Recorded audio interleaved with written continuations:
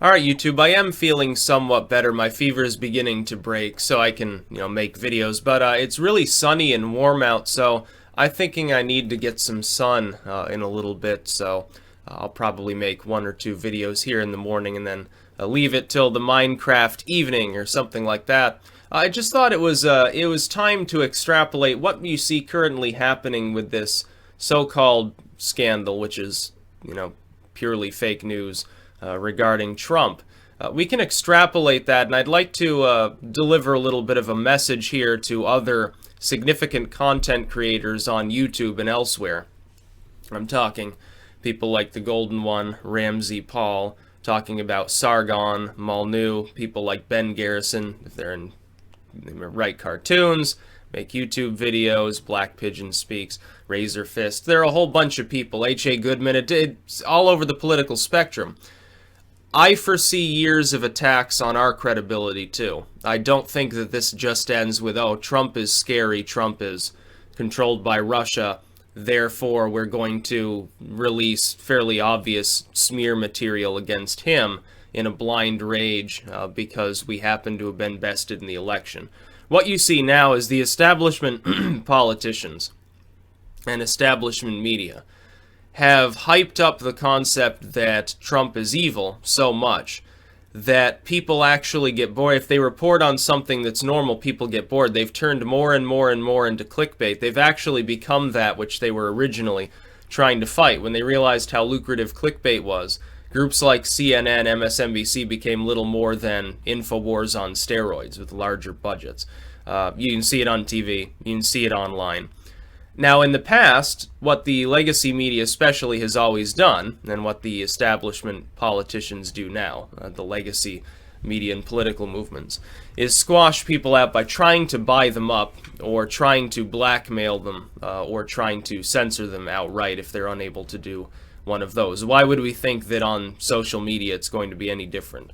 These major groups are increasingly going to weigh heavily on sites like Facebook, YouTube, and so forth, where a great deal of decentralized content is created. We see it right now with Zuckerberg, for years, I've thought that he was the eternal enemy of free speech. Now I'm not so sure, because it looks like he is trying in public, he says, yeah, we're concerned about fake news too, and then in private, he's doing very little to actually stop anything that's going on Facebook. I think he's come to the conclusion that actually a free market of ideas is good for his wallet and doesn't really want to mess up a good thing. I think that ultimately it might be the fact that the decentralized creation of content and the money that it brings keeps these sites from substantially censoring unpopular opinions, but we can't rely upon that constantly. We can't always rely upon the fact that there won't be attempts at character assassination against major content creators. If they can do it to somebody who's the president-elect, who has billions of dollars, who has literally tens of millions of people who probably would die for him, if they can do it to somebody like that and get millions of people to take it seriously, you think they can't do it to some other random person with a webcam and a microphone? I think they can. I think overt attempts at censorship, they know would backfire. If they just suddenly started taking down libertarian, alt-right, ANCAP, whatever channels, people on YouTube or elsewhere that pledge to tell the truth in some form or another. They're not part of the political establishment. They're not sucking the teats of the legacy media. If they were to try to go down the route of overt censorship, the backlash would be substantial. So I don't think that they're going to do that. I think that anyone who has even a half-assed amount of support is relatively well protected against such things. But character assassination? Yeah. If they're willing to make up phony documents, 26 or something pages, about how Trump is hiring Russian prostitutes to give golden showers to each other on hotel beds and dressing up in pajamas and watching anime porn with armies of prostitutes. What the hell, it'd be easy for them to, slowly wear down the competition, I suppose. We should be concerned about this. What I think,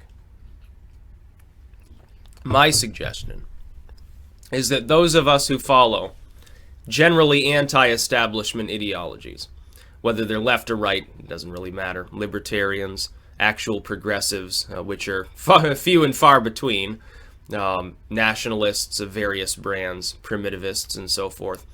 We should certainly not act aggressively towards one another, because we might need to pull together to help defeat this scourge, which is fake news. Because the legacy media, it's clear, they're all neocons and neoliberals. They suck off the bankers, they suck off the corporatists, they suck off the same people that are in politics, who in turn suck off the legacy media too. It's a sucking off fest. That's what DC has become. It's what other capitals have become too. Let's not kid ourselves and think this is uniquely a problem in the United States. So they're a juggernaut. They have tens of billions of dollars at their disposal, probably hundreds of billions in assets that could be liquidated if they actually needed to. Staff numbering in the millions all over the world. They have the consent of most mainstream political movements in the world. This is the core of neoliberals and neoconservatives. They're the ones that rule, 90% of the nations on the face of the earth. Other than a few desperately impoverished nations that they just don't bother with because there's nothing they're worth bothering with, they run everything. They have the capability to go after content creators who are inconvenient for them. If they become a little bit too powerful, if they become a little bit too vocal, yeah, they probably will. So we need to watch out for that. That will be the next logical step, potentially. Now, in the past, when people warned of this, I didn't take them seriously, because I didn't see it really fomenting on a larger level. But now I'm seeing it. Now, at last, I can warn you all. Yeah, I'm seeing what people warned potentially was coming. They were wrong at the time. Alex Jones or David Icke and all these others, they were wrong at the time half a decade ago, and they're saying, oh, censorship, censorship. Well, there was none. They were able to put out their messages however they saw fit. Now, though, they're more right. We see it happening. We have a person who's going to be the next president of the United States being implicated with such obviously fraudulent documents that it could only be the result. 4chan claims that it fabricated many of these documents, fed it to BuzzFeed or something. They took it seriously, they took the bait, and they're trying to crack BuzzFeed wide open. It's possible. That's certainly possible. And if that actually turns out to be the case, it'd be hilarious, by the way. But there's also the possibility that all this stuff is literally nothing more than a smear job coming from some staffer at BuzzFeed or CNN or somewhere else who fed the material to their own news network. And that's an easy way to get around things. You think they don't have the budgets necessary to do so? Hell, they probably have the consent of parts of the intelligence community.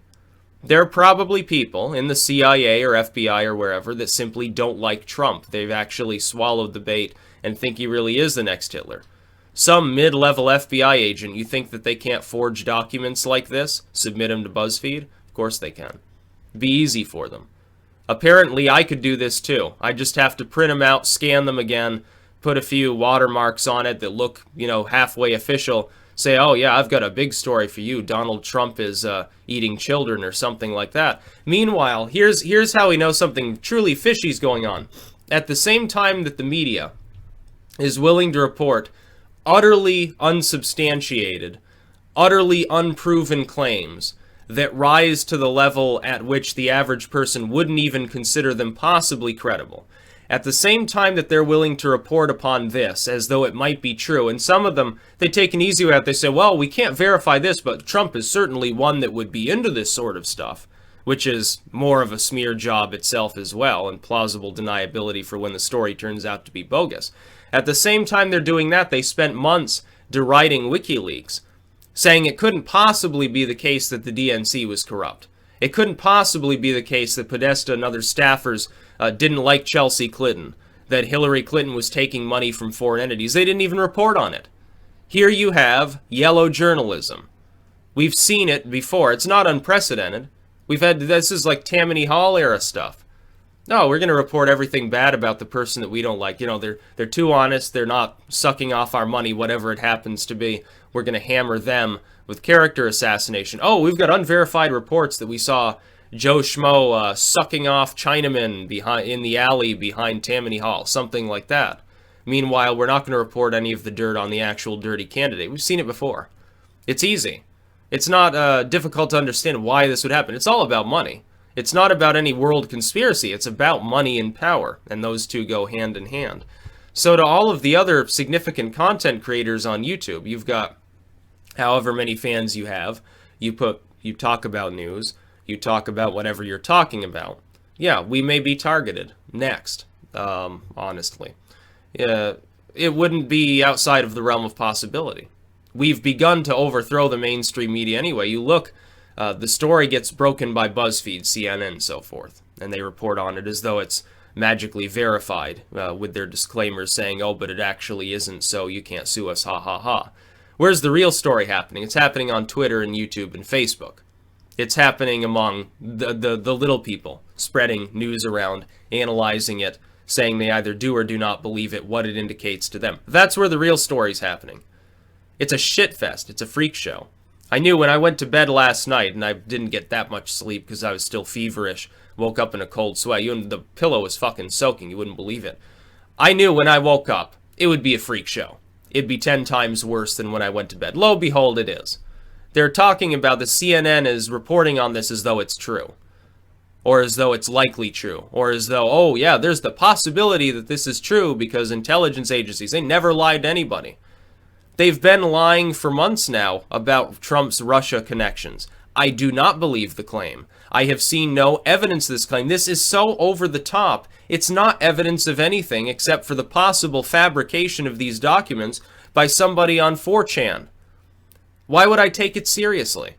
So people need to keep that in mind. Content creators on all platforms should be wary of the fact that they may fall under indirect censorship fairly soon in the future, especially if this phony scandal, which is what it is, continues to grow, and they keep hammering Trump like that. What if he gets impeached?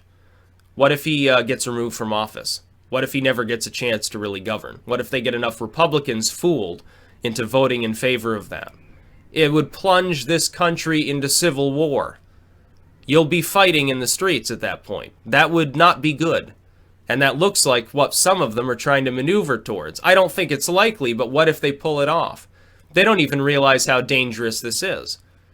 Those people saying Obama will declare martial law, he'll be president for a third term, that won't happen. It'd be another election. Can you imagine how socially alienated millions of people in this country would be? There'd be so much violence.